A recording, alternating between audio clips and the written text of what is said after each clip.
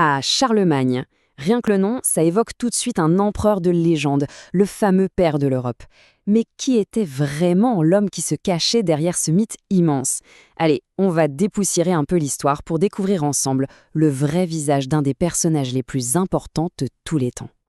Quand on pense à Charlemagne, on a tous cette image en tête, pas vrai? Majestueux, avec cette célèbre barbe fleurie. Mais est-ce que cette image qu'on voit partout correspond vraiment à la réalité? Eh bien, la réponse risque d'en surprendre plus d'un. Alors regardons ce qu'en disait son propre biographe, un certain Éginard, qui le connaissait très bien. La fameuse barbe, oubliez-la, elle n'a jamais existé. Charlemagne portait en fait une longue moustache, bien franque, et c'est tout. Sa voix de commandement puissante, en réalité, il avait une petite voix, assez fluette.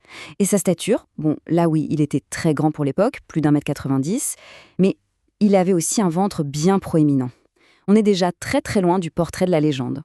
Mais au-delà de son physique, ce qui a vraiment défini son règne, c'est son rôle de chef de guerre. Un chef de guerre implacable et, comme on va le voir, carrément obsessionnel. Son règne commence d'une manière, disons, très pratique. À la mort de leur père, le royaume est partagé entre lui et son frère Carloman. Sauf qu'en 771, paf, Carloman meurt, subitement. C'est quand même une sacrée coïncidence.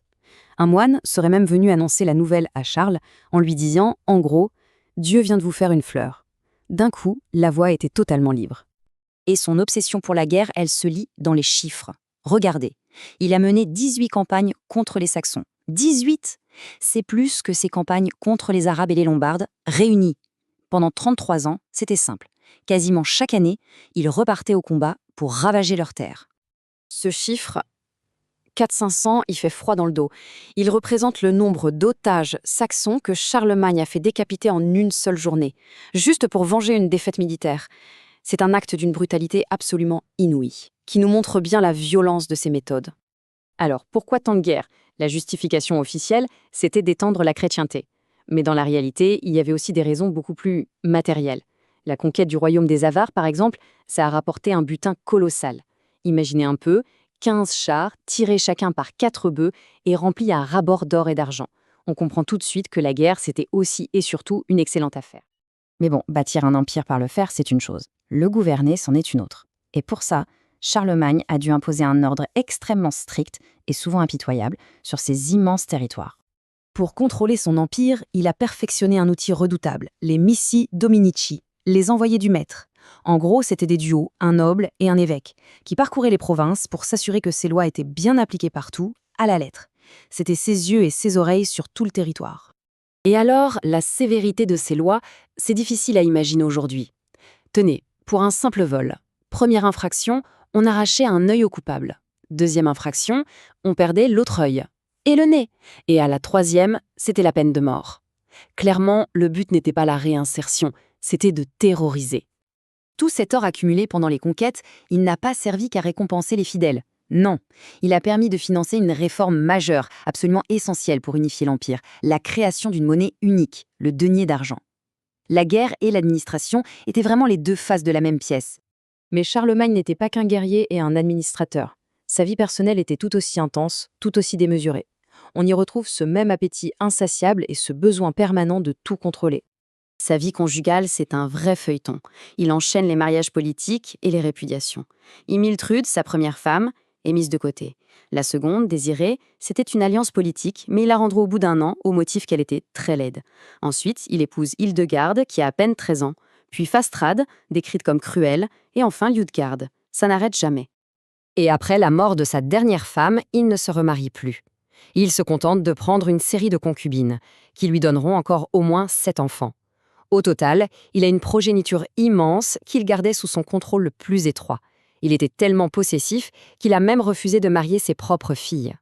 Ce besoin de contrôle absolu, on le voit dans sa vie privée, et il s'étendait aussi à l'âme même de son empire. Et c'est là qu'on arrive à la plus grande contradiction du personnage, parce que ce guerrier brutal a aussi été l'un des plus grands mécènes de la culture et du savoir de son époque. Sous l'impulsion de son conseiller, le moine Alcuin, il a complètement restructuré l'éducation autour de ce qu'on appelait les 7 arts libéraux. L'idée, c'était bien sûr d'organiser le savoir, mais c'était aussi un puissant outil politique. Ça permettait de créer une élite administrative unifiée, capable de lire le latin et de faire appliquer les mêmes lois partout. Et il est allé encore plus loin. Dans une loi de 789, il a ordonné la création d'écoles ouvertes à tous les enfants, peu importe leur classe sociale. Et en plus, gratuitement. C'est l'un des tout premiers exemples d'une éducation universelle et gratuite posée en Europe. C'est assez révolutionnaire. Charlemagne lui-même était un passionné de savoir. Il maîtrisait le latin à l'oral, comprenait le grec, il adorait l'astronomie, le calcul, le portrait d'un véritable intellectuel donc. Eh bien, pas tout à fait. Et voilà le paradoxe ultime. Ce grand promoteur des lettres, ce défenseur de l'école, était lui-même illettré. Il ne savait pas écrire. C'est une information assez stupéfiante qui le rend tout de suite beaucoup plus humain. Le détail le plus touchant, c'est encore Éginard qui nous le raconte. Il dit que, tard dans sa vie, Charlemagne cachait une tablette sous son oreiller et la nuit, il s'entraînait à tracer des lettres. Mais en vain. Ses mains, qui avaient tenu une épée pendant des décennies, étaient devenues trop rudes pour l'art si délicat de l'écriture.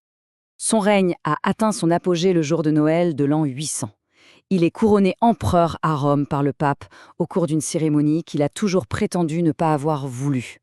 Il s'éteindra 14 ans plus tard, en 814, après un règne exceptionnellement long de 46 ans.